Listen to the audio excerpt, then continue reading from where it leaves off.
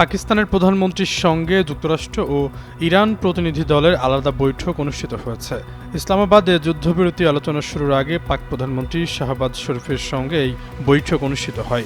White হাউসের পক্ষ থেকে জানানো হয়েছে, পাকিস্তানের প্রধানমন্ত্রী শাহবাজ শরীফের সঙ্গে বৈঠক করেছেন মার্কিন ভাইস প্রেসিডেন্ট জেভি ভান্স। বৈঠকে ভান্সের সঙ্গে ছিলেন যুক্তরাষ্ট্রের বিশেষ দূত স্টিভ উইকফ ও মার্কিন প্রেসিডেন্ট ডোনাল্ড ট্রাম্পের জামাতা জ্যারেড কুশনার।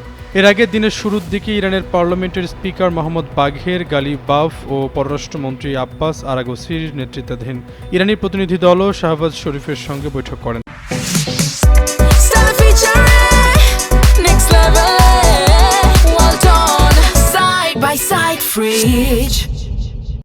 তবে মার্কিন ও ইরানি উভয় প্রতিনিধি দলের সঙ্গে শাহবাজ শরীফের আলোচনা বিস্তারিত কোনো তথ্য এখন পর্যন্ত প্রকাশ হয়নি। এর আগে এক বিবৃতিতে প্রধানমন্ত্রী শাহবাজ শরীফ আশা প্রকাশ করেন, এই আলোচনা মধ্যপ্রাচ্যে দীর্ঘস্থায়ী শান্তি প্রতিষ্ঠার পথে একটি বড় ধাপ হিসেবে কাজ করবে। একই সঙ্গে দুই পক্ষকে সম্ভাব্য সব ধরনের সহযোগিতা দিতে পাকিস্তানের অঙ্গীকারের কথা তিনি পুনর্ব্যক্ত করেন।